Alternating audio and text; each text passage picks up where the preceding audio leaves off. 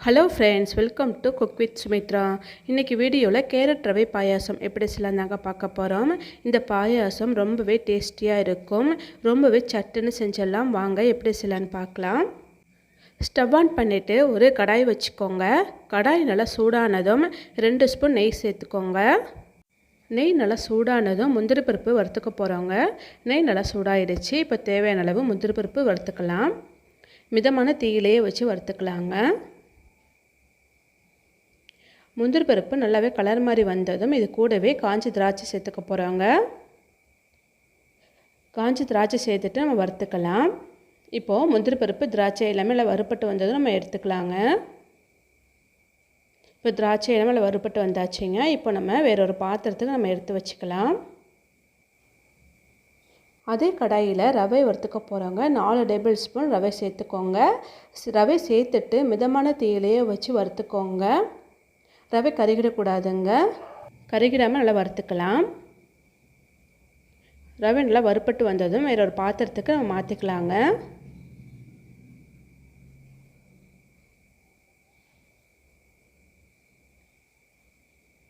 இப்போ அதே கடாயில் 1 ஸ்பூன் நெய் சேர்த்துக்கோங்க.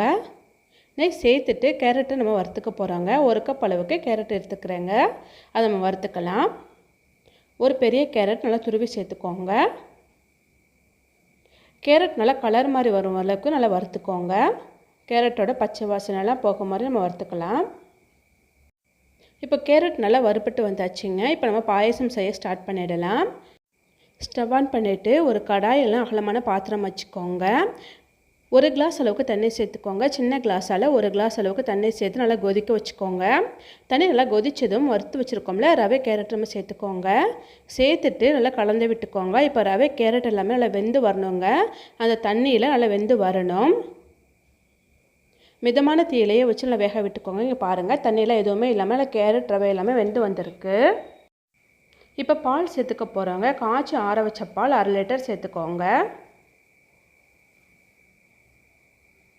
பால் சேர்த்துட்டு நல்லா கலந்து விட்டுக்கோங்க. இப்போ ரவை கேரட் எல்லாமே அந்த பாலே வேக விட்டுக்க போகிறோங்க. இப்போ பால் நல்லா கொதித்து வந்துருச்சுங்க. இப்போ மிதமான தீயிலேயே வச்சு வேக விட்டுக்க போகிறோங்க. ரவை சட்டுன்னு வெந்து வந்துடுங்க. இதே போல் இடையிடையே கலந்து விட்டுக்கோங்க. ஒரு 3லேருந்து ஒரு 4 நிமிஷம் வச்சாலே அதில் வெந்து வந்துடுங்க. இப்போது ரவை நல்லா கலந்து விட்டுட்டு கையால் மசிச்சு பாருங்கள். ரவை நல்லா மசிஞ்சு வந்துடுங்க. இப்போ நல்லா ரவை நல்லா வெந்துருச்சு. இப்போ நம்ம சர்க்கரை சேர்த்துக்கலாம். 3/4 கப் சர்க்கரை சேர்த்துக்கோங்க. இனிப்பு கரெக்டாக இருக்கும். கப்பு இல்லைன்னா நம்ம வீட்டில் டம்ளர் இருக்குள்ள சின்ன டம்ளரால் 3/4 டம்ளர் சேர்த்துக்கோங்க. இனிப்பு கரெக்டாக இருக்கும். சர்க்கரை சேர்த்த பிறகு ஏலக்காய் சேர்த்துக்கோங்க. நல்லா இடித்த ஏலக்காய் நான் இன்றைக்கி சேர்த்துக்கிறேங்க. சேர்த்துட்டு கலந்து விட்டுட்டு சர்க்கரையெல்லாம் கரையும் வரைக்கும் நல்லா கொதிக்க விட்டுக்கலாம். இப்போ நல்லா கொதிச்சிருச்சுங்க. இப்போ நம்ம ஏற்கனவே வறுத்து வச்சுருக்கோம்ல முந்திரி திராட்சையை நம்ம சேர்த்துக்கலாம். முந்திரி திராட்சையெல்லாம் சேர்த்த பிறகு நல்லா கலந்து விட்டுக்கோங்க. கலந்து விட்டுட்டு ஸ்டவ் ஆஃப் பண்ணிவிடுங்க. ஸ்டவ் ஆஃப் பண்ணிவிட்டு 1 பிஞ்ச் அளவுக்கு உப்பு சேர்த்துட்டு கலந்து விட்டுக்கோங்க. உப்பு சேர்க்கறதுனால பாயசம் இன்னுமே சுவை அதிகமாக இருக்குங்க. இந்த பாயாசம் ரொம்பவே சட்டுன்னு செஞ்சிடலாங்க. டேஸ்ட்டு பார்த்திங்கன்னா ரொம்ப சூப்பராக இருக்கும்.